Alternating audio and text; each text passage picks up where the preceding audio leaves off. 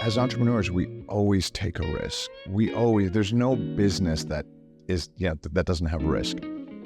But what I always tell people is that, the entrepreneur is like here, they're on a cliff and they have to get on the other cliff. And in the middle, there's an abyss. And so you got to go from here to here. The difference in an organization is actually the people within the organization. And sometimes as entrepreneurs, and again, the conversation that I had last night with one of my fellow entrepreneurs is, he's afraid to fire people. And so if you're afraid to fire people, you're in the wrong business.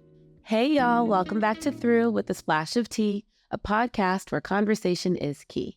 Today, we have a very special guest. Today, we have Eric Papachristos. Eric is the co-founder and CEO of A Street Hospitality, the team behind the beloved Boston spots like Trade, Porto, and the rather new La Padrona inside the Raffles Hotel. A Street is more than a restaurant group. It's a reflection of Eric's lifelong blend of business savvy and deep community roots. So today, we'll dive into it all. But first things first, Eric, thank you for being here with us today. Thank you for having me. I'm very excited to dive into our conversation. We had a little bit of a conversation over the phone, but not too much, which I like. Okay, so I like to start with all my guests. I want to start at the very beginning. I want to know mainly how your background and your upbringing has poured into the man that you are today. So let the guests know a little bit about your background story. How much time do I have? Because this can go all day. Awesome.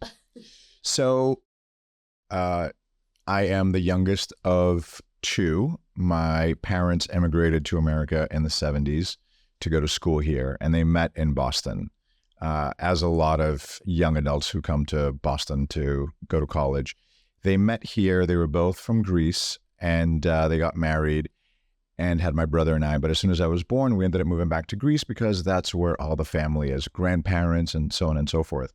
And so they thought they were going to take the easy way out and let's go back to Greece and raise the family. Because you realize that raising a family in America is tough. It's challenging, it's expensive, and all of that stuff. So, even for immigrants today, there's, big kudos to them for everything that they're enduring and building here in this country. And while we were in Greece, spent my formative years there. Running around in the village barefoot, my grandmother chasing me up and down the village, all of that stuff. But home cooking was always something that was super important. There was no restaurant culture in Greece back then. If you wanted to eat, you just go to your house, your grandmother or your neighbor is going to cook you food. And then my parents had this epiphany at some point when I was 9 years old that, let's come back to America. So let's give these kids, our kids, my brother and I, an opportunity to something bigger and better. So we ended up coming to the States back in 86. And so my mom was an educator. She was a teacher, a gym teacher, and at Boston Public Schools, about 30 years before she retired recently. And my dad, again, typical immigrant, couldn't really get into a profession. So he ended up buying a little diner. And again, as a lot of immigrants did and still kind of do, actually. And so I learned how to wash dishes, at my father's restaurant. So a lot of who I am today really is the first 10 years of my life. Very rich in culture, European culture, Greek culture, family roots, that is super important to me. And honestly, realizing what food does to humans, what food does to young kids, the role of the matriarch in a family. La Padrona actually means the matriarch, the woman host, the woman boss. So that's why we named my most recent restaurant La Padrona, but it also has a literal translation to my mother's first name in Greek. So it's very, very cool. So that's how I sort of started my life, and that's who I am today. That's a big part of who I am. So let's talk about the transition do you remember leaving Greece and coming to the U.S. and that major culture shock? And how old were you at that time? 9. Yeah. That's tough. It was actually, I remember I was going to school. It was 6th grade. I couldn't speak English. And, I wouldn't say bullied is the right word because I'm a boy and, I don't know, testosterone or whatever, like boys are tough. And so, I took it all, and I think it actually made my, thick skin sort of thing, which I think is important in business. Business is, man, it's a tough ride, and you need to have thick skin. So not only do I have my hospitality business, but I also have a pretty big real estate portfolio as well. And again, I need that thick skin. So I don't know, what was the question? I forgot. Sorry. Yeah. No, the culture shock from coming from Greece. Yeah. And actually my real name isn't Eric. And so, everybody calls me Eric. Everybody thinks that my name is Eric, but it's not Eric. I go by Eric informally. My real name is Iraklis. And so, Iraklis. Yes, correct. Which actually means Hercules. That's so much nicer than Eric. I mean, Eric's a nice name too. Yeah. But that's so much nicer than Eric. But back then, there was no inclusion in the late 80s. It was like, if you're not, if you don't fit in the box, that thick skin. So I was just watching TV when I would come home from school, and I would cry because I couldn't speak English and blah, blah, blah. And there was an actor on a series, his name was Eric Estrada. So Eric kind of rhymes with Iraklis, and I was like, Mom, can they call me Eric? And she said, yeah, they can call you Eric. So that's actually how I kind of got started. But that was like the academic sort of start. Wow, I love that. Yeah. Do you feel like the dynamic that you saw between your parents and how they raised you and your brother had influence on the man that you wanted to be, or the type of person you wanted to be, or not too much more their work ethic poured into the work ethic that you currently have? I think probably yes and yes. So I was very fortunate to be raised by my parents, obviously. They worked really hard in their house to make sure that my brother and I had a good life. And one of the stories that I tell, recently is I look back at my parents, and I never heard my mom tell my dad, go shovel the driveway, go take out the trash. Conversely, I never heard my dad say, you need to cook dinner and you need to clean. My parents just did all of these things effortlessly. And it was this like true partnership that actually allowed my brother and I to be kids and not have to worry about adults and what's mom and dad doing? Like, it was just all about us. And so my parents worked really hard to ensure that we had this stable home environment. And again, I don't know what their model was. Was it sort of this old school Greece, where they grew up in? I don't know where it came from, but I look back now at it as an adult, and I'm like, wow, I really idolize and I want a relationship like that, where there's true partnership. It's not about pointing fingers and you didn't do enough and I did too much, like all of that stuff. So again, that's for me helped me build character. But and then, they both did their work inside their home, but then also their work outside of the house is what led me to sort of say, I need to work really hard in my life. Because they worked so hard and they gave us everything that they could, I wanted to do the same thing for my future family. Gaining respect from your contemporaries, your peers, your colleagues, your community. And I saw that with my parents. And again, that was just so important, to be a good person. And again, taking some throwbacks to Greece and where I grew up in the village, where my parents obviously grew up in as well. In the village, there's probably a population of about 1,000. You can't be a person who isn't respected, right? Like, you have to be respected because it's such a small community and you play a role in that community. For instance, if you wanted bread, there was no 7-Eleven, there was no convenience store. It was, you want bread, there's one baker in the village. You walk to the baker and you buy a loaf of bread and you walk it home. If you want milk, there's 3 people in the village that have cows. So, not only do you have to be, a citizen of a good, valued citizen, but also the person who's giving that service. Like the bread baker can't be, a bad person, because, they're going to get ousted in sort of society and culture. And, I saw my parents sort of have those values. and still to this day, they have those values, and they are, very good people in their community and in their families and their friends and all of that. Wow. Okay, so you and your family are in the U.S. You're in Boston, and you're working at your dad's restaurant, and then your mom is also in the Boston public school system. So I want to know how that transitions into your growth into college and then thereafter. Yeah. So I was washing dishes at my dad's, and it was a diner, so it closed at 2 p.m. So really, a lot of the work that I was doing was on Saturday and Sunday, and I was trying to gentrify myself as American as I could. Like, I wanted to wash away all of my Greek culture because I wanted to be part of this sort of community, whatever community, the school that I was in, that my peers, I wanted to be looked at as equal. So I spent a lot of time playing soccer and trying to assimilate to the culture, but then also working on the weekends, Saturdays and Sundays. And I saw my dad sort of, the way that he handled the business. It was a small little mom and pop, but every dollar that came in was instrumental in, what that dollar did, right? Someone bought a coffee and it was $1. That dollar, paid for the coffee bean and then paid for the server, and whatever money was left over was to pay for the mortgage that my parents had. So you see that like trickle down effect and the respect that my dad had for customers. And then again, my mom at Boston Public Schools, being a teacher in the inner city, my mom was a tough cookie. She has 2 masters, and she's like, the OG boss, whatever they call it these days. But a mom at the end of the day, which was like really, really cool. No ego, nothing like that.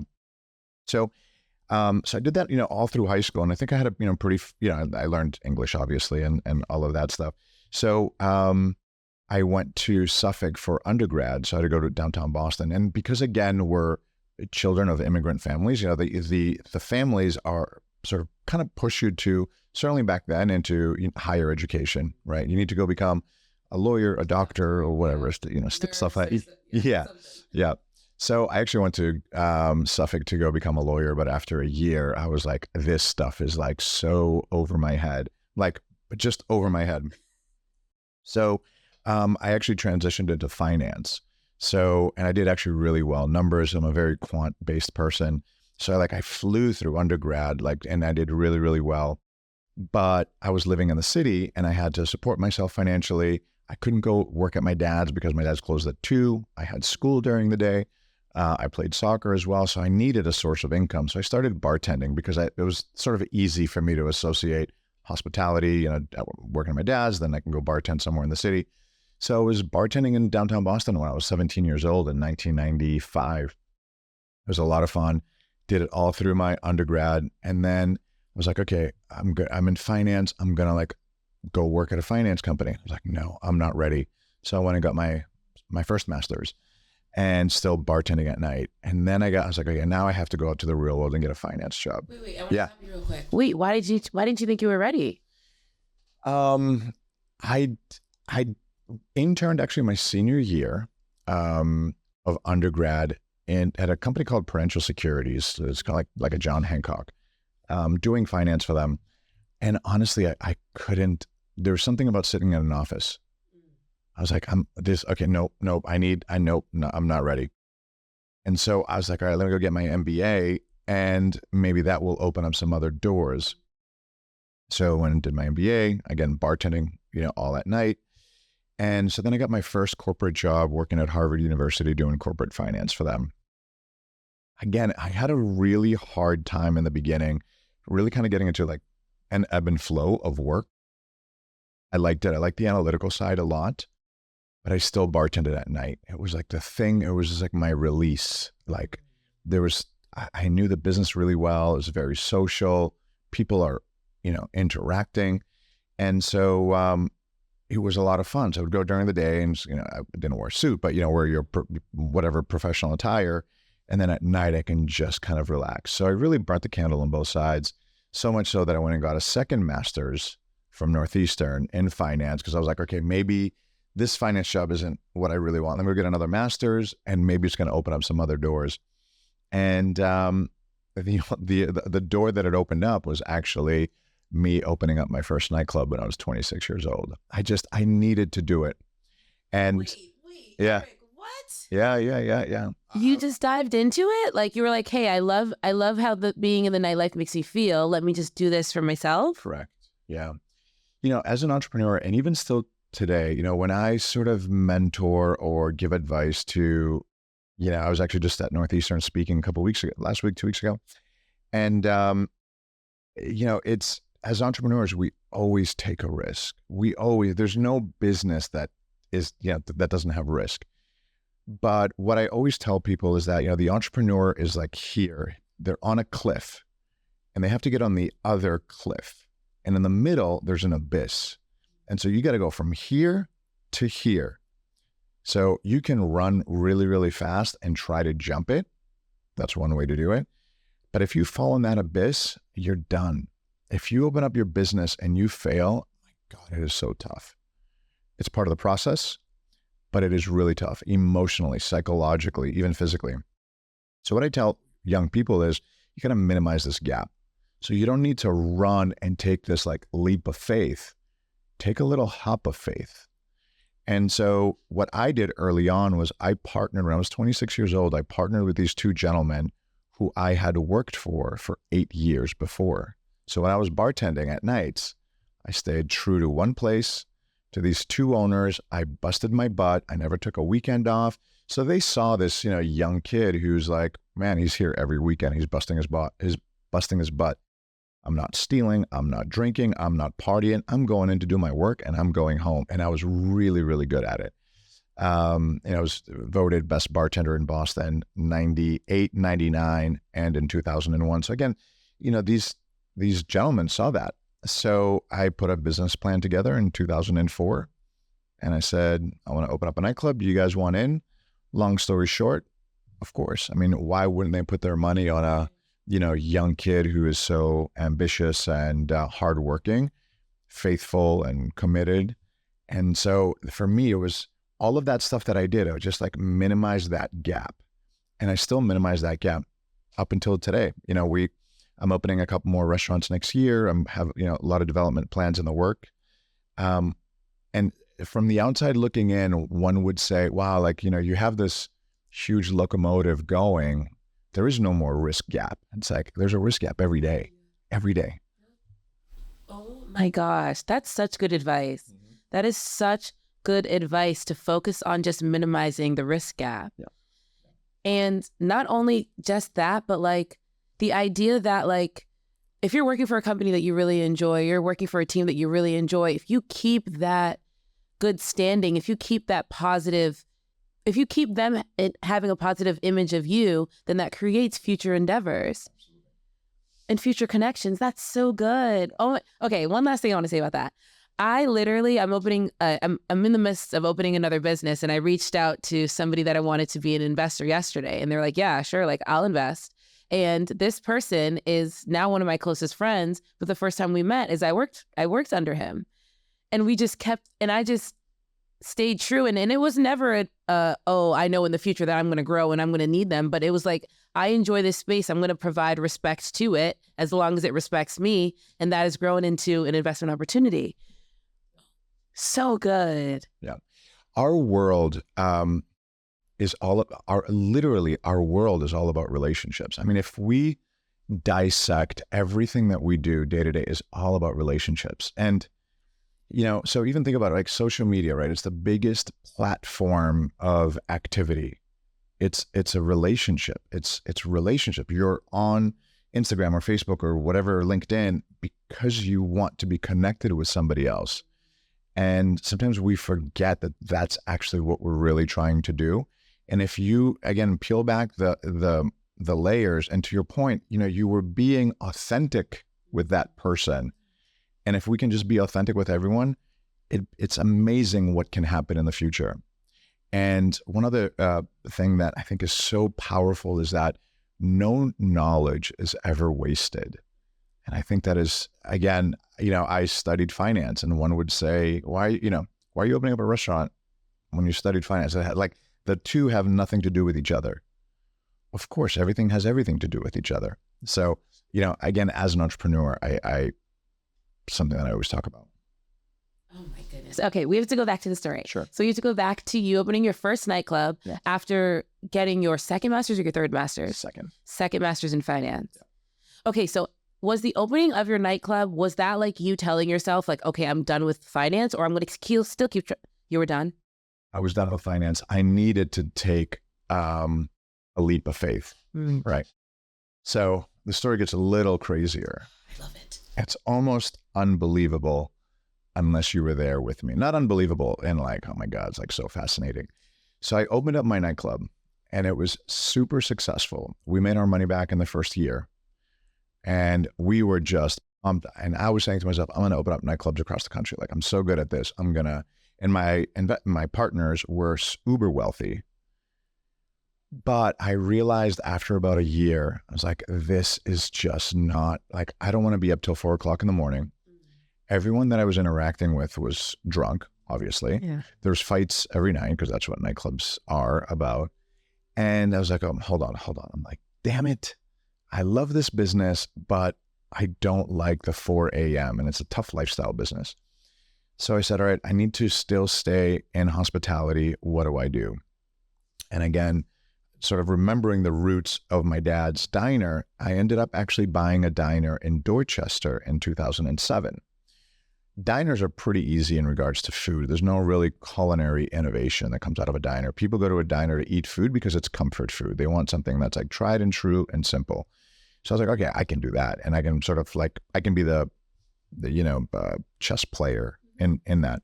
So I opened up the diner and then I opened up, I think it was the city's first chicken and waffle joint in Dorchester. It was the first one ever opened in Boston. This is in 2008.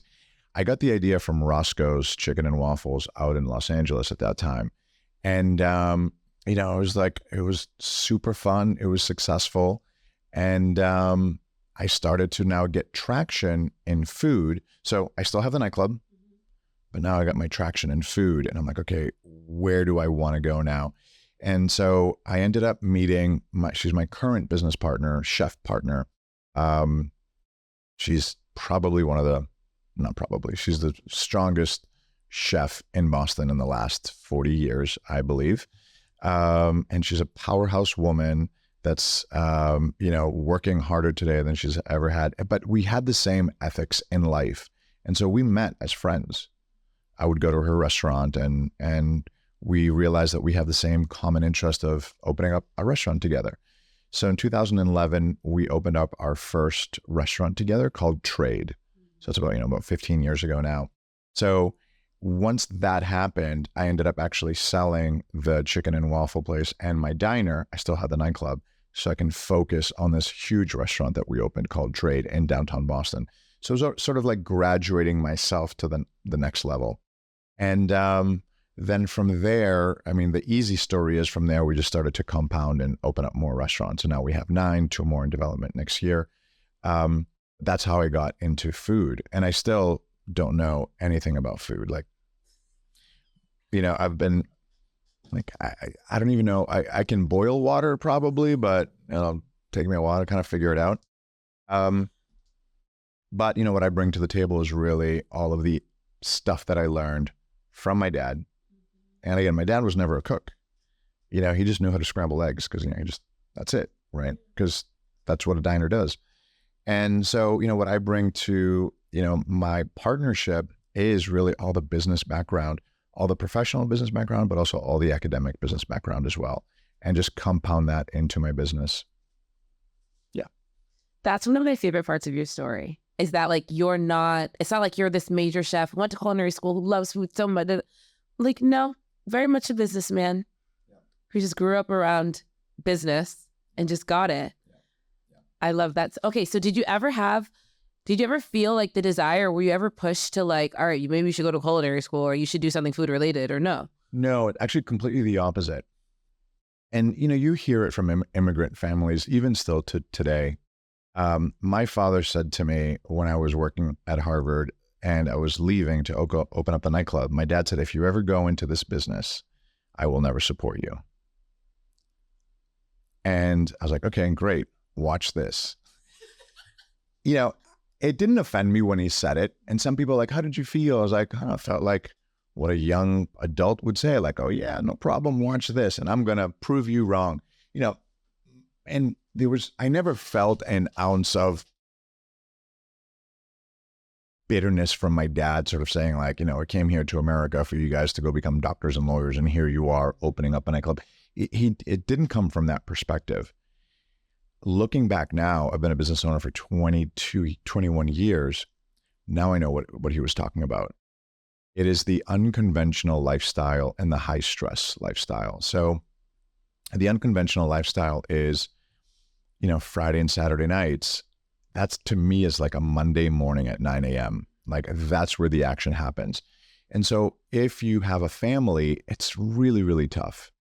It's tough. So how do you balance those two out? And then also when you're an entrepreneur in the hospitality space, the margins are like razor thin, razor thin. Because it's such a commodity business. Like if you open up a place that has $5 hamburgers across the street, I'm going to go down to 4, and then he's then going to go down to 3, and then she's going to go to 2, and then boom, and it's a race to the bottom because it's a commodity. So the margins are really, really tough, which again, compounded just means it's a really tough lifestyle, tough hours with tough economics. And that's why restaurants flip and close. And so again, whenever a young adult comes to me and says, I want to open up a restaurant, what do you think? I sort of give the same advice that my dad did. No. No. Yeah. Something else. Yeah, something exactly. else you enjoy. Exactly. What happened with the nightclub? We had a 15-year lease, which is a really good lease. And our lease ran out in 2019. So we didn't renew the lease, which was great because actually COVID happened months later. So it was like a win-win. Yeah, it was perfect. Nightclub was great. But again, it's I hate to use this word, but it's a young person's game.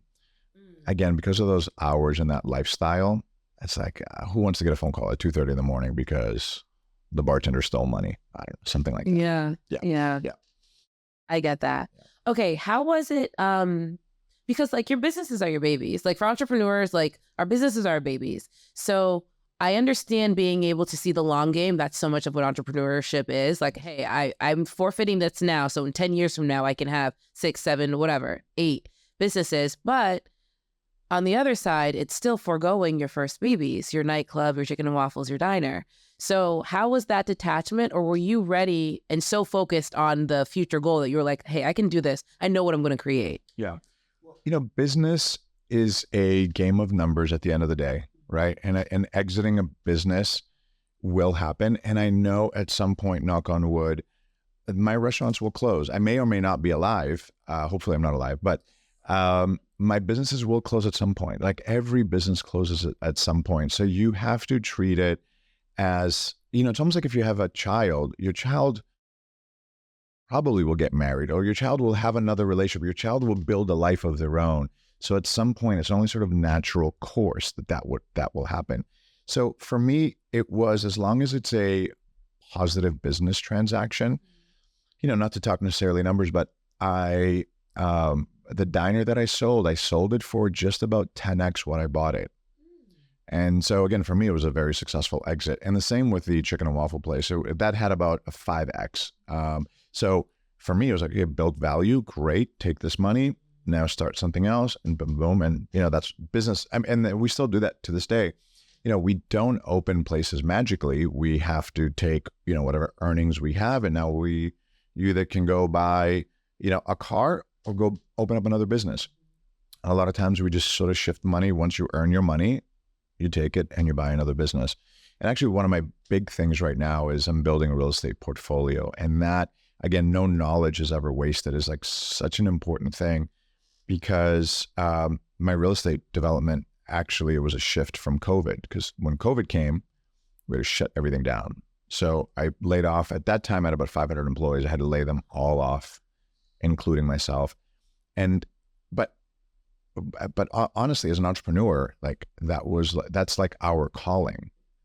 It's like, I'm ready. Yeah. Watch this. Everyone just stand back. And that's really the role of an entrepreneur.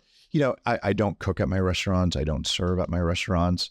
I play a very different role, and I am the CEO, the founder, the leader. And so I got to take those, when the storms come, I got to be in the forefront of that, and I got to take the hits. But that's what I'm built for, and I enjoy it, oddly enough. That's so good. You're such a true entrepreneur. Like, you can tell that you really enjoy it, which I like. Yeah, I love it. I wouldn't do anything else. Sometimes I say to people like, yeah, I'm going to retire next year. I'm going to retire in 2 years. Even my partners look at me. I like, there's a seriousness, like, yes, of course I'm going to retire. But I think the people that know me differently than I know myself, they're like, you're never going to retire, dude. Yeah, say what you want, but you're not going to retire. You're 95, still opening new restaurants. Yeah, I love it. Exactly. All right, so let's talk about your babies for a second. All the restaurants. I'm going to ask you about favorites. I want to know which restaurant opening or which restaurant being the leader of which one has defined you the most, has poured into you the most, has maybe been the toughest. Like, I want to know about the transition from going from 1 to 2 to 3 to all of them. Okay, so I don't have a favorite. Ooh. Yeah. That's what a parent would say. Correct. Good answer. It's exactly what a parent would say. All of them have defined me, but I think the best opportunities is when you come close to failure. That to me is like when I have to like roll up my sleeves. And it's happened with almost every single one of my restaurants at some point in its lifespan of that restaurant. As any business, there's ebbs and flows, right? So business could be great, and you're just sitting on the beach and you're like, this is amazing. And then a year later, it's like, boom, devastation. I was actually out to dinner last night with a really good friend of mine who's a business owner. He had his business for 17 years. And he was telling me, he said, 2023, he's like, I had the best year of my life. And then 2024, I had the worst year of my life. And now, he's married with 2 young girls. They're like in their teens. So he's got to be there for a father. And you realize that, that emotional toll of an entrepreneur, like taking these like ebbs and flows is like really, really tough. But honestly, what's defined me is, and I think probably a lot of people would say this, I try not to say it, but I am really someone who works a lot. I don't take my eye off of my businesses at all. I can go down as nitty gritty into my businesses. I know that everything that's going on to a super high level, but it's when in those moments when the business isn't doing well, I know that I have to literally roll up my sleeves, go in there and try to figure out what's wrong. And for the most part, I am the only one that knows how to fix it. Not because I'm smart, it's because I have all these years of compounded experience, right? So I have like, I'm like a ChatGPT for my own restaurants. Like I know everything that there needs to be about my restaurants. But there are times where, actually Porto was one of them. I love telling this story, but we opened it up 2016. We're coming off a super high of 5 years from trade being like the best restaurant in the city for 5 years. So then we open up our next place and we're like, this is going to be easy, cake. And we messed everything up. The design was wrong. The location was wrong. The menu was wrong. The staff was wrong. It was it was bad. So 2 years of just burning cash. I just had to call a meeting with my investors and say, put them all in the dining room, on one of the nights. And I said, I just lost all of your money. We can't, and this is, $2.5 million. This is back then, like 10 years ago. So probably equivalent to about $5 million. Like, I just lost all your money. And, I'm always full disclosure. I'm always open book. And I'm just waiting for these guys to just slap me. I'm just like, I'm waiting. I'm in this boardroom. I'm like, all right, just hit me. Just get it out of me. And they said, yeah, no worries, Eric. Good job. You tried. Good luck on the next one. Let us know what you need. I was like, what? I was like, I just lost all the money. They're like, yeah, you tried. They saw me working hard. It wasn't like I was sitting on a beach somewhere. So, again, the failure of an entrepreneur is always right there. I mean, that's all we're facing. It's like, are you opening the doors the next day or failure? Like, those are the two things. And you're hoping that if you open up enough doors that there'll be this sort of, thing at the end that whatever that thing is for you. And so I went home that night and I was thinking to myself, like these guys just let me off the hook. no, this isn't going to be like this. The next morning, I called my business partners and I said, I need a new menu. I'm firing the chef. I'm firing the GM. And I turned that restaurant around. I worked there every night for at least 9 months, every night. So much so that I needed back surgery. Literally, I got back surgery afterwards. And now the restaurant has been thriving. My investors are just, again, they don't need any money. They're amazing, but I am just so proud of myself and my partners of, what I was able to do and what we were able to do. And my staff as well. And I think, you build a lot of street cred, in your restaurants by them seeing the owner come in and start to pull the triggers that I needed to pull in order to make this thing successful. Because as an entrepreneur, you're always going to eat last. Your check is the last one to get cashed. And there are plenty of days that the check doesn't get cashed. You're like, maybe someday. So you know that the responsibility that you have is when someone's coming to work for you, they have the faith that you're going to pay them so they can put food in their family's table and they can put their kids through school and all of that. So the responsibility isn't just paying someone, it's you're supporting their families and their lives. So as an entrepreneur, sometime in this sort of fast culture, fast social media, it's all about go make your billions and go buy your yachts and your private jets and your expensive XYZ. Of course, I can win the lottery as well. Like, in order to become a billionaire, you have a much better probability of winning the lottery. But, a true entrepreneur is about everyone but himself or herself. And, it's a selfless job. And, we build families, we build careers, we build, products and all this stuff. Anyway, yeah. Sorry. You can keep going. Yeah. No. I'll stop there. Okay. I want to piggyback off that just a little bit and dive into COVID a little bit more.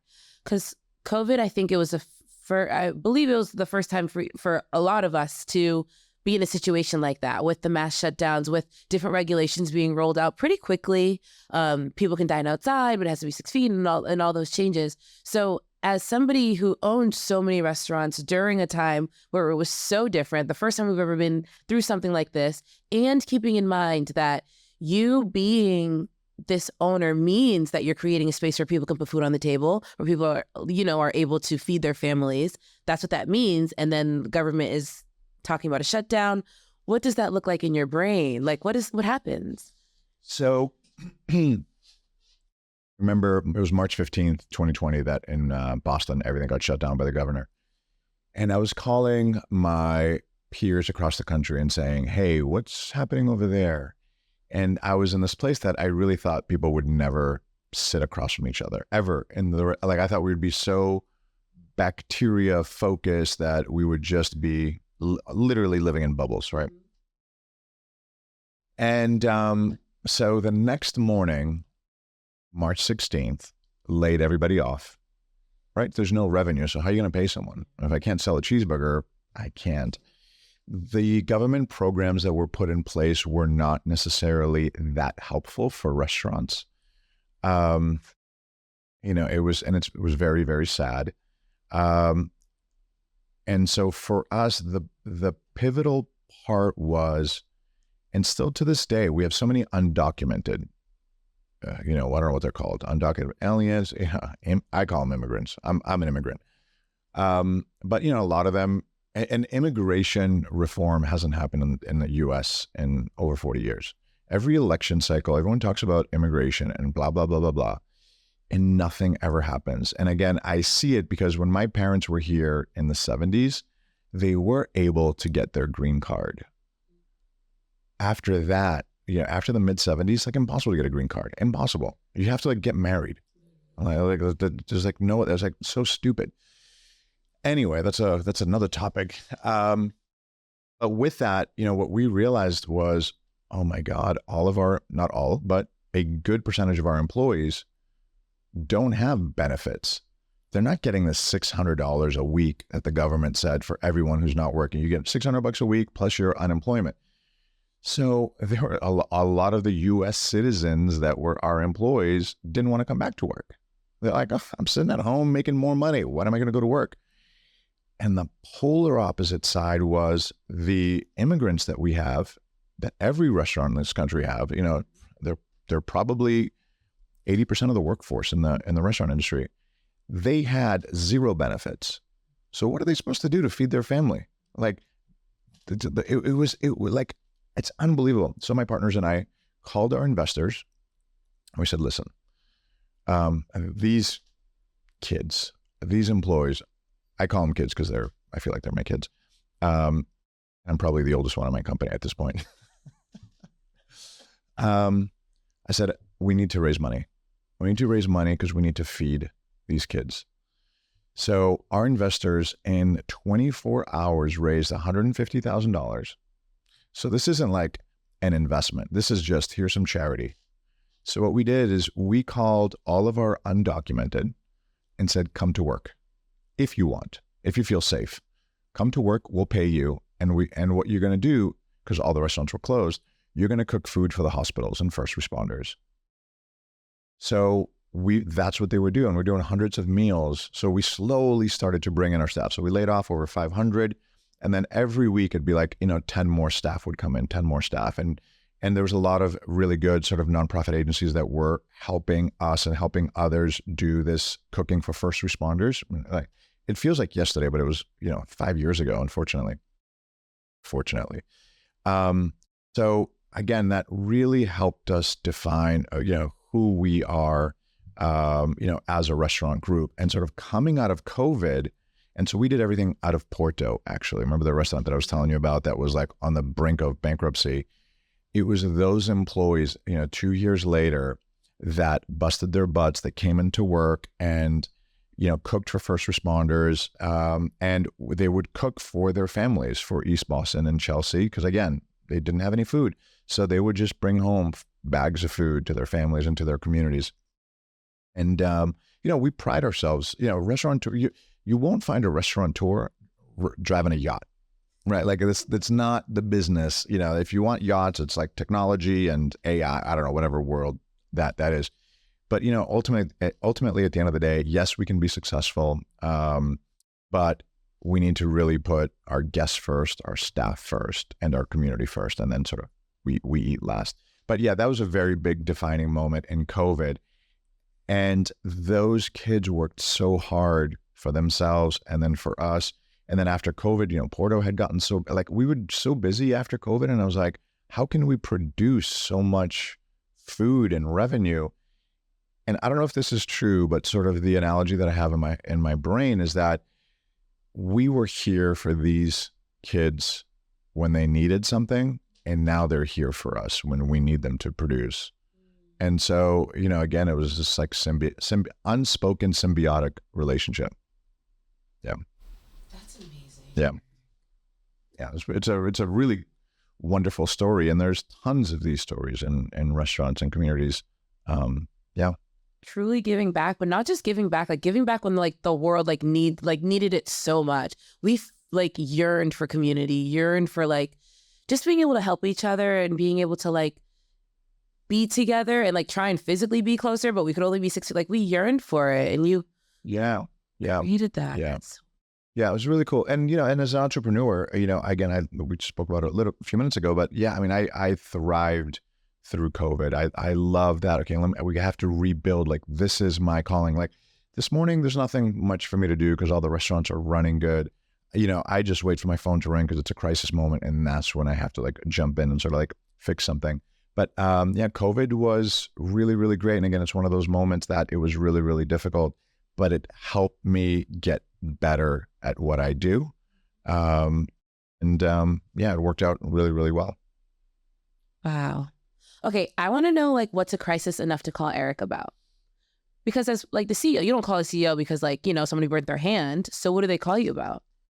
So to be honest with you, I don't get a lot of phone calls. There's only 2 people in the organization that have access to me, and that is my partner, who's the COO, and then my other culinary partner. She's a chief culinary. They're the only 2 that have access to my cell phone.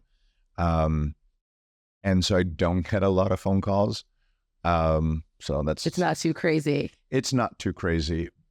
It's mostly me pushing the organization forward. So I'm sort of like that person in the front, that icebreaker, right? So the icebreaker doesn't really need a lot of help, a lot of support, right? It's sort of like, visualizing these, up in, or up in the North Pole, icebreaker slowly breaking the ice in order for the organization to come behind. And the only time I get called is that if one of those chunks sort of like behind the icebreaker comes back and now those little ships can't come through, I have to sort of like back up the icebreaker and kind of move things along, sort of thing. So yeah. And I mean, I hate to call myself a visionary, but that's really my role in the company, is to be the visionary, to lead everybody into what's next. Okay, so in your company, there's you and two other partners that you work with. Okay, so I want to know from like a collaborative standpoint, because everybody has a different skill, which is great in business, they say. You find people with other skills after figuring out what your skill is. So everyone has their own skill, which would naturally cause for everyone to have different levels of expertise, which would naturally cause for things to clash because you don't have the vision that a chef does. Chef doesn't have the entrepreneur vision that you do. So how do you know whether to move forward with somebody's suggestion that has the current expertise, whether while you still have a different idea in your brain, but that's not necessarily your expertise, but these are your partners that you value? How do you make that differentiation? Yeah, value and respect. I think that's the biggest word, is we respect each other tremendously. But we also have, my last master's was 2003. So my last master's was 23 years old. That's how outdated my academics are. But the hierarchy that we have in the organization is very traditional. So I never sort of appointed myself as CEO. We go into the partnerships as sort of equal. And when we first started our partnerships, we realized that it doesn't actually work to be equal. Because, when you have in the house, there has to be a father, a mother, and the children. The mother and the father can be equal, right? Because that's like the partnership.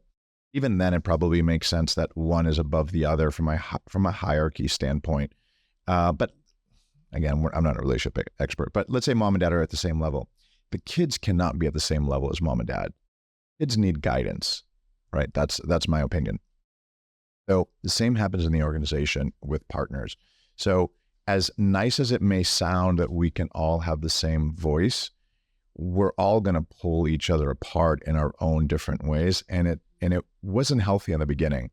And so we realized that quite early on. So we said, all right, we need, so they sort of pointed me as, Eric, you need to lead because that's what you do.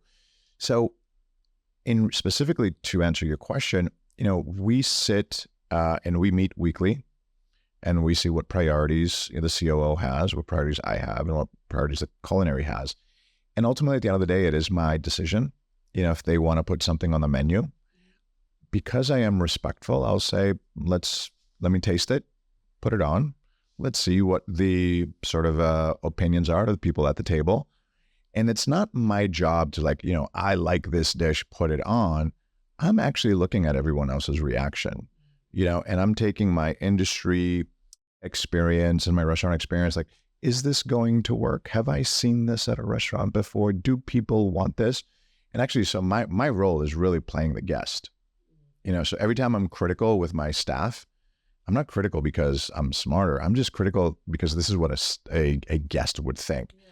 So there has to be hierarchy and there has to be respect. I think if the respect isn't there, that's when people and partners get into a lot of trouble. But I do really sincerely value the partnership or having a partnership because it alleviates me thinking about operations. And of course, I can go hire any COO, but when my COO is a partner, we have now the same vested interest, right? He's not going to quit. And my partner, my chef culinary partner, she's not going to quit because they're partners. So we're all tied to the same end goal. They just need my guidance, and it actually makes their life easier. Because if I say, don't put that calamari on the menu, It's like, whew, okay, she doesn't have to worry about, is it going to be successful? Is it not going to be successful? Eric, said he doesn't want it on the menu. Conversely, if Eric puts it on the menu and it isn't successful, that's on me. I decided to put it on the menu, even though you presented it to me. So again, I alleviate not their responsibilities. I alleviate the risk off of them. So I'm going to take on the risk. And partnerships can be incredibly powerful if constructed in the right way. There isn't anecdotally, there's no multi-billion-dollar company that doesn't have partners and investors and a board, right? There's a reason all of that stuff is there. So I value and respect that a lot. So important. Yeah. So important. Just ties back to what you said about community and how, it's why we're here. Mm-hmm. Partnership is legit why we're here. I want to know, what do you do when a restaurant fails?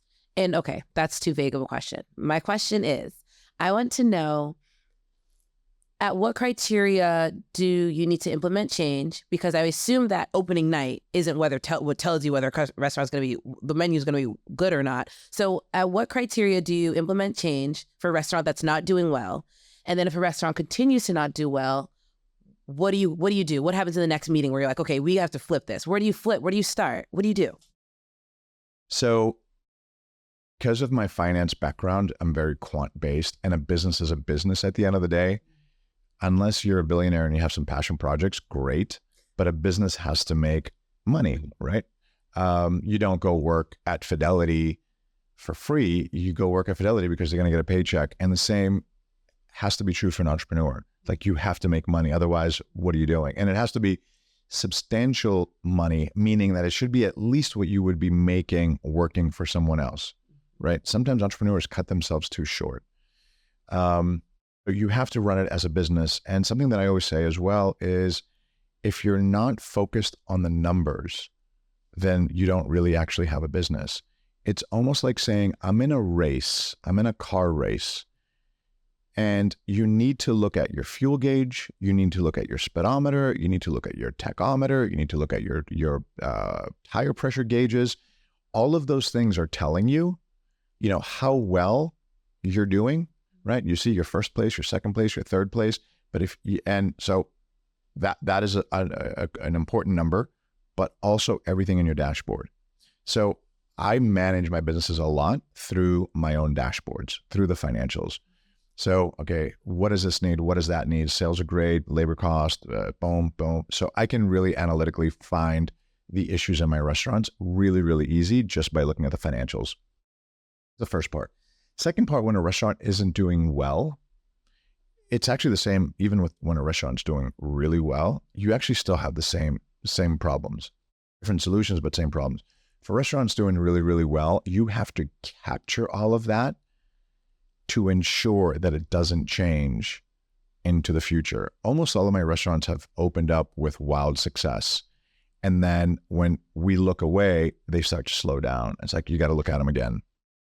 And so specifically to your question is, you got to put on the guest hat.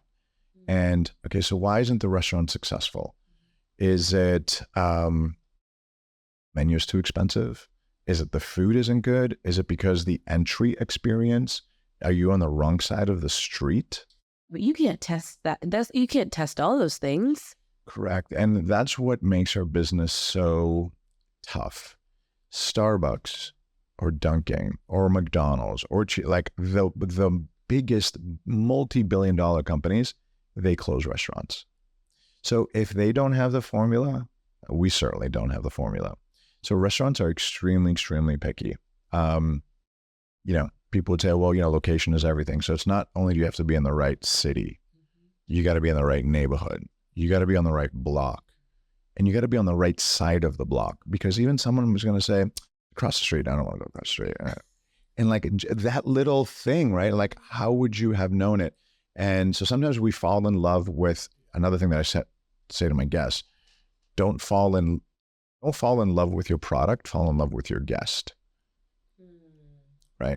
Because an artist is going to say, well, I like to paint this. Well, if no one's buying it, you paint it for yourself. Yes, yeah. Money. Correct.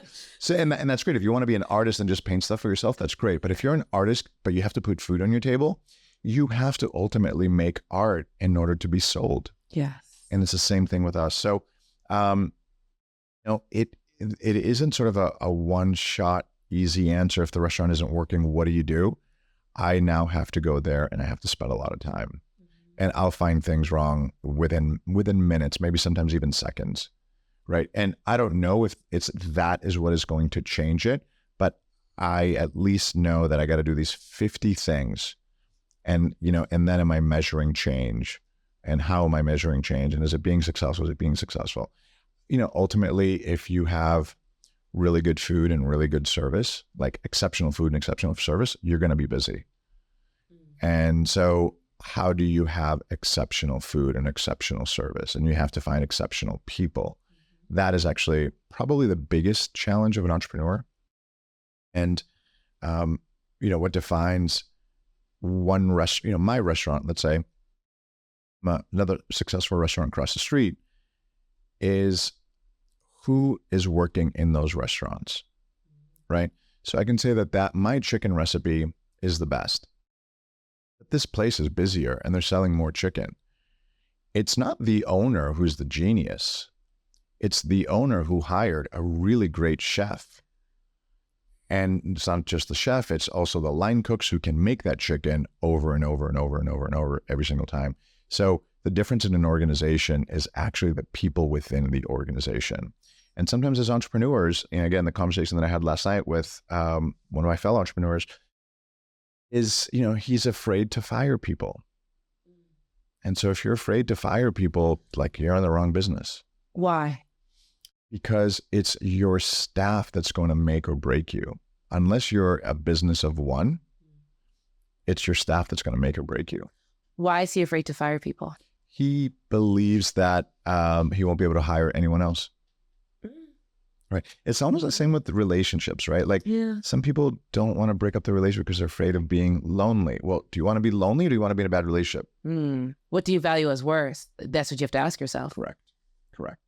Would I rather have this person that I don't love as part of my wait staff? Would I rather have nobody as, I guess? So. But you're never really going to have nobody if we be honest about it. So let's go back to relationships, right? Human relationships. Do I want to be in a relationship with a partner who doesn't treat me well, or do I want to be single? A lot of people may say, well, stick with this person because at least you have someone. They're not treating you right, but at least you have someone. But if I'm single, man, it's going to be lonely. It's going to be sad. Actually, it isn't that. You have to let go of things in your life that aren't good for you. And then when you're in this space by yourself or single, whatever, you're speaking about relationships, you will find yourself and you will find a better partner for you. And it's the same in business. If you don't have a good employee, you have to let them go. And it might be tough because you might have to pick up their work. You got to pick up their slack. There might be some other issues in the company, but you'd rather have that and put in a really good employee. So that will fix so many, many things. Yeah. And as an avid restaurant goer, for research purposes, obviously, I do notice that I'll go to certain places because of the wait staff. Like, my friend will be like, oh, do you want to go here for sushi? And I'm like, yes, I love the waiter that we get all the time. And because it's so much of the experience. Like, we can laugh and we can not, and we can, okay, yeah, I'll go back to see him, like, it'll be a good time. And that's so important. Very. So important. Very. Talk a little bit about COVID again. What was fascinating through COVID was we had all these QR codes, right? Like, you want a menu, you got to scan this QR code. And I was walking by a restaurant 2 weeks ago. Like, technology's all over our face, like ChatGPT and like, whatever. So Instagram and like, we're always crazy technology. And I was walking by this restaurant and it had a huge glass window, and I look inside, and again, I'm doing my nightly walk, right? Because I get those steps in, and it was quiet outside, and I look in, this restaurant was packed, and there was a table of 4, and there was this server right in front of the table, just writing down the order. And it just sort of struck me in that moment. When I'm in restaurants, I'm not so much seeing that. When I'm in a restaurant, for me, it's like such a whirlwind of things that are going on. The sound level, what is the song playing? What's that server doing? Why is that glass empty? Like, when I walk into particularly one of my restaurants, like it is just, that's my job. But when I was walking by this restaurant, everything was silent because I was outside on the street, and I just looked over and I have this image of a packed restaurant, 4 people at a table and the server doing this. In my head, I just had like that snapshot.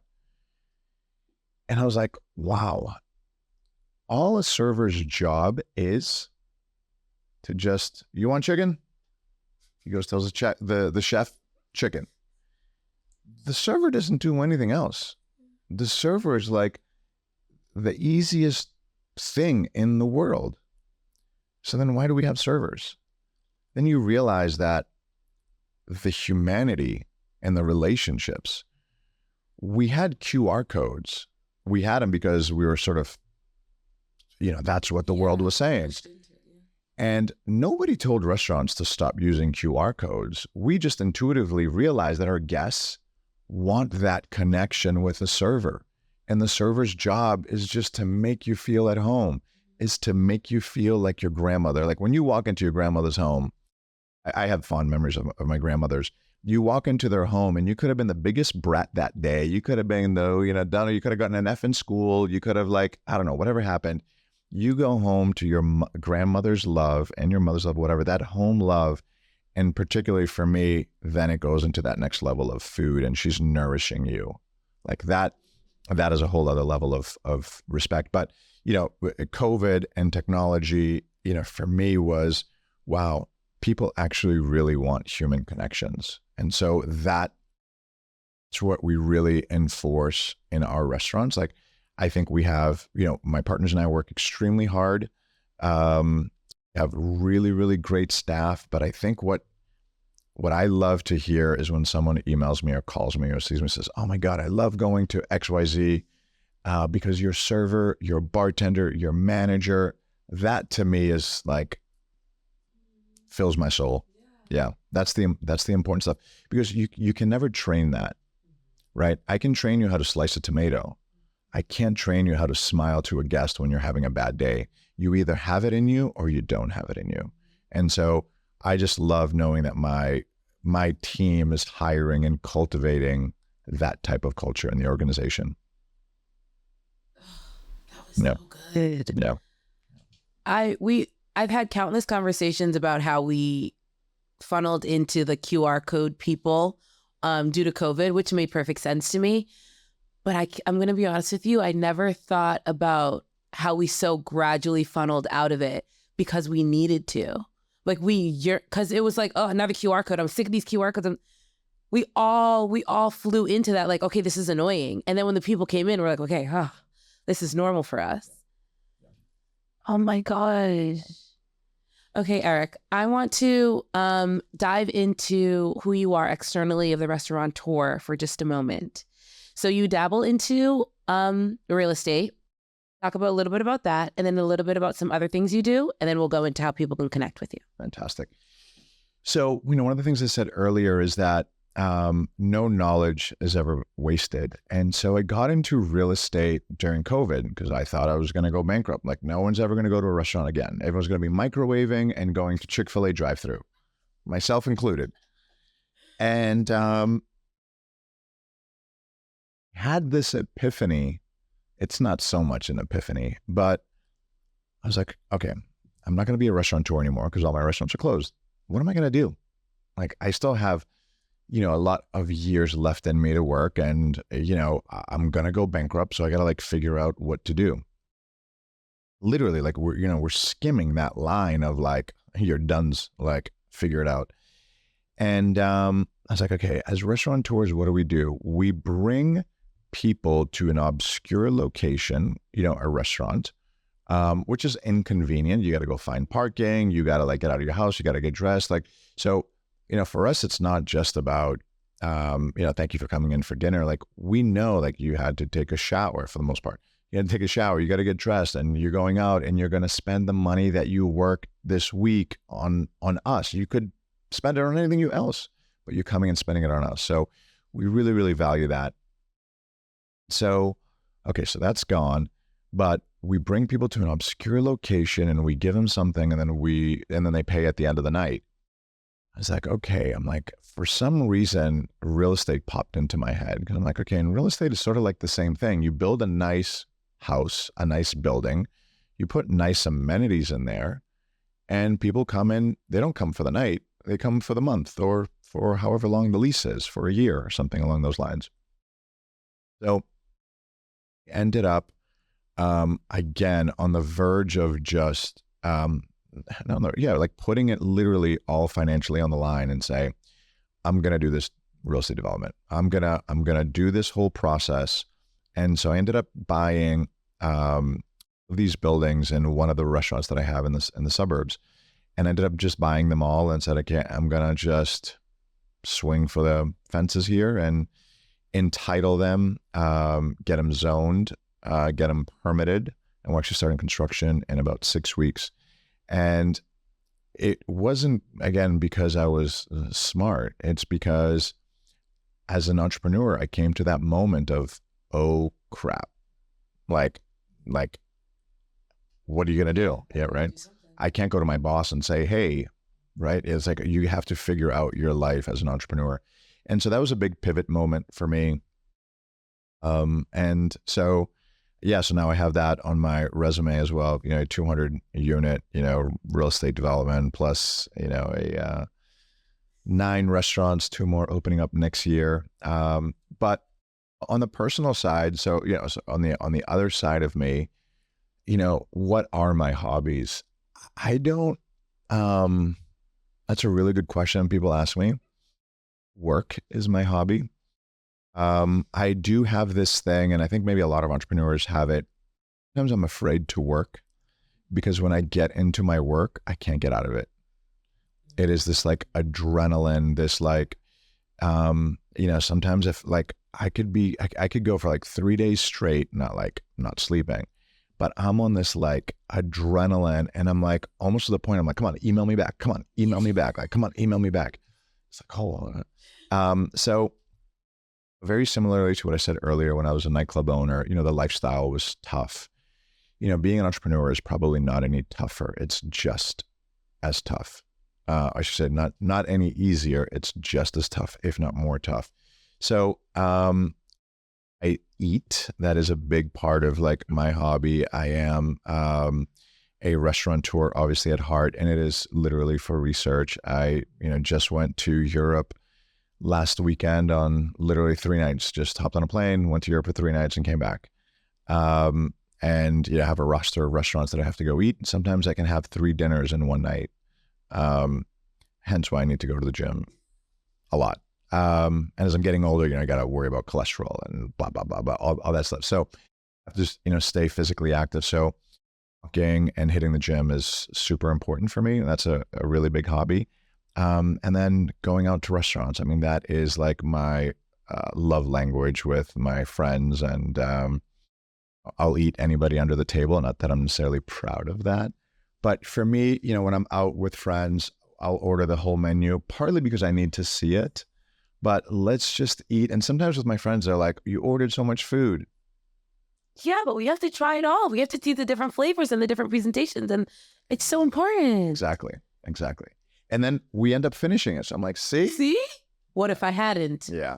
You just saw the future. That's all it is. Yeah. See, you get it. Yeah. Okay, so that just made me think of a lightning round, but I'm going to surprise you with it so it can be more shocking. So I'm going to do it after you tell people how to connect with you. They can come and find me at any of my restaurants. And really my big medium is Instagram at Papachristos. Perfect. Okay, lightning round. Are you ready? Yes. Okay. You have to answer all the questions. Yes. They're going to be tough. Yep. Okay. If somebody has never tried any of your restaurants and they can only go to one this Friday, which one should they go to? You need me to make the reservation for you because Friday might be tough. Okay.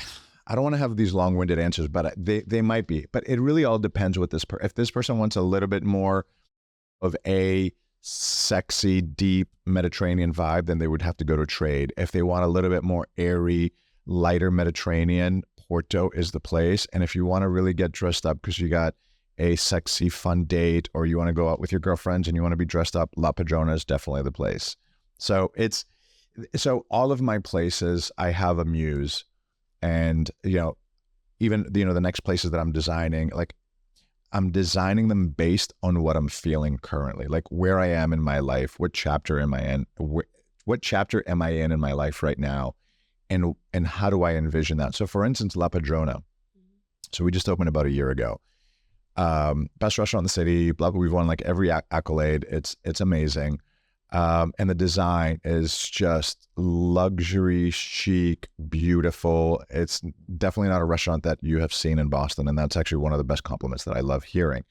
So I do all the design. I do it with my designers, but I lead that design and that creative process. And so where I was in that moment, I was like, where do I want to find my wife? That was it. That was the question in my mind. Where do I want to find my wife? And so that's the muse that now when I walk into La Padrona, I look around and it's full of, it sounds weird, like my wives.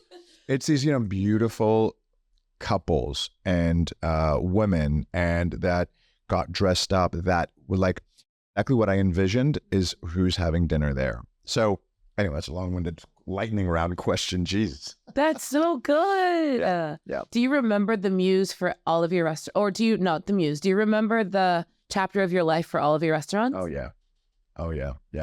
Yeah, Porto actually is a particular sunset.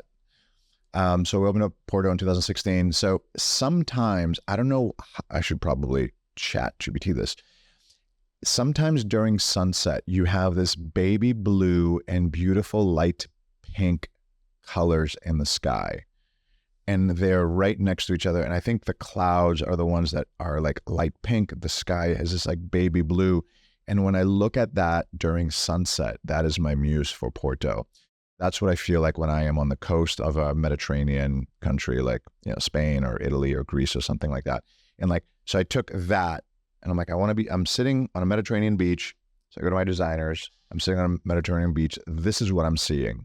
This is what I want to feel like. And let's go. Let's design it. Yeah. Oh my gosh, Eric, you have to come back. I have so many more questions. Like this could go on for hours. This is insane. Your brain is amazing. The time that you spend taking this vision that you have in your brain and bringing it to fruition, the time, the money, all of it.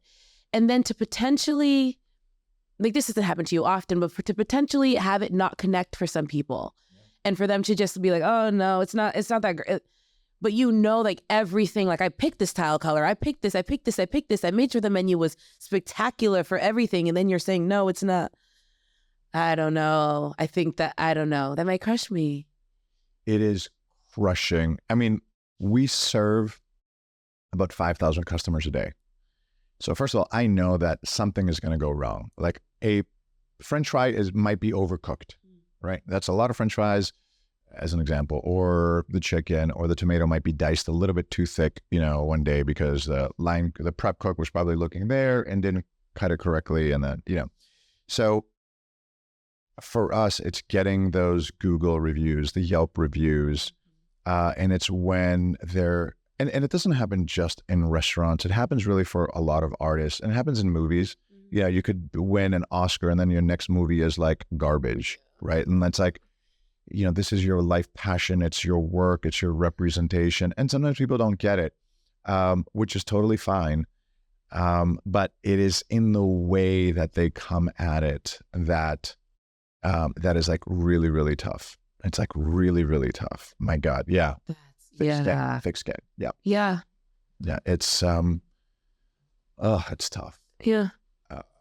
But it's also necessary because using that analogy earlier of that starving artist, if I was a billionaire and I could just have restaurants for fun, all right, cool. I'll just have restaurants. And I don't care what you say. Like, this is what I want to put up every day. And this is what I'm going to cook, or this is what I'm going to have my team cook. And I don't care what you think because I'm a billionaire. Great. You can have that perspective. But most of us are saying, okay, I'm going to design something that I think the people need, design and curate. And if they don't, oh my God, it's like soul crushing. And then you have to react. If you stay, if you fall in love with your product, not with your guest, it's like a recipe for disaster. And so, that gets really tough. The criticism is like really, really tough. Sometimes it's needed. And most of the times it's needed, not necessarily given to you in that particular way. Okay. So actually, speaking of criticism, the thing that really is the funniest is when people come up to me and they're like, you know what you should open? You're telling me what I should open? Oh, you should go open that, It's like telling an artist, you know what you should go paint? You should work on next. Yeah.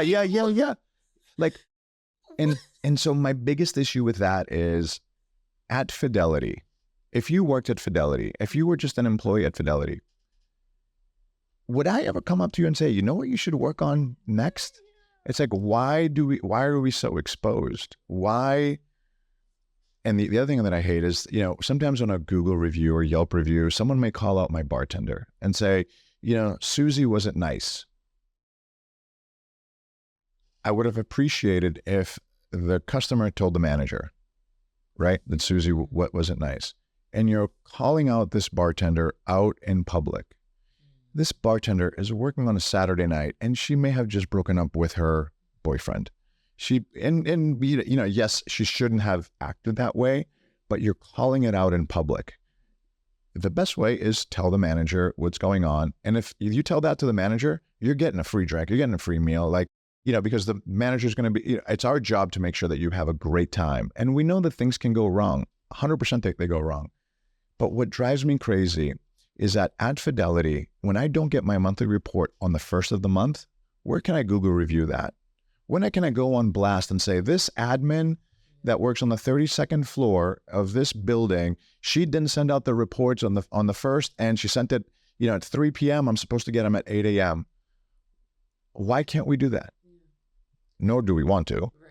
But we get exposed to that in our business in a very, very negative way. And in a way, again, as an entrepreneur, that's on me. I don't care. Like, I need that thick skin, or that's an entrepreneur's job. But I feel that it's very unfair for our staff to be exposed like that. That's the only part of the business that I really don't like. They didn't ask for that. Like in a movie set, the light person or they're not getting called out by whoever's doing the movie review. The actors are. Okay, rightfully so. And again, in my world, I don't care if you call me out and say, Eric's restaurant's not good, or we had a bad experience, or maybe the chef. Like, I totally get that, but not for the people who are there to support you and to ensure that you have a good night. And again, they're obviously, bad, like you can have a negative experience at a restaurant. Of course, it happens. We're all human. Right. Yeah. Right. Well, that's also something we need to keep in mind, though, that we're all human. Yes. So maybe the best practice moving forward is to have that conversation with the manager. And then that manager can have the conversation with Susie versus 1,400 people reading it online. Exactly. That's a little tough. Exactly. All right. We're going to go into my last question that I ask all my guests. No pressure, but you have to have an amazing answer. Okay. So I created this platform because I want people to learn. I think knowledge is the key to anything in life. That's what it is. So I always ask my guests, what is something that you wish more people knew? And that can be in regards to your industry, yourself, the world, but just what's your little nugget of knowledge that you wish more people knew? I wish that more people knew how to have compassion for each other. Yeah. I think it goes a long way in every part of our lives, listening, learning, and it's something, again, a lot of who I am, as you mentioned earlier in the podcast, is because of my cultural upbringing. And again, in these villages, in these rural villages, there are expectations from everybody.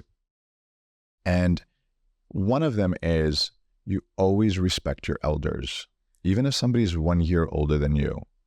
And, in Greece, you call them uncle or aunt, right? Like, they have no relation to you, but you always call someone who's older than you, your uncle or your aunt. It's a sign of respect. And the reason that I find that that's important is that if someone is a year older than you, they have a year more of experience in something. It might not mean that you should listen to them and do that. No, I'm sorry. You should listen to them, but it doesn't mean that you should do that. And so I feel that we don't listen a lot these days.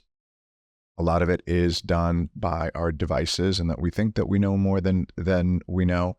But relationships are critically important, as we talked about earlier as well. So having that sort of compassion, that empathy, that is what is going to get you everywhere in life. And, our investors that we have at our restaurants, like, they don't invest in restaurants. I mean, this is the sort of the truth is, no one invests in restaurants because they want to make money. Yeah, I mean, ask anyone around the world. I think the joke is like, how to make $1 million, invest $2 million in a restaurant, right? But we know that our investors invest in us because we're really good people. We take care of our staff, we take care of our community, and they want to be associated with that. And you realize that, and you're like, that's pretty powerful. So I just wish more people can think about that and act in that way. That was such a good answer. Okay, good. There's a lot of pressure. I'm happy it worked. Eric, thank you so much for joining us today. Thank you for having me. This was fun. You have to come back. I typically ask, but I'm not asking anymore. We're good. Yeah. Well, there's so much more to talk about. Yes. All right. Thank you for watching if you watched. Thank you for listening if you listened. And you can catch Through with a Splash of Tea every Wednesday and Thursday. Bye now.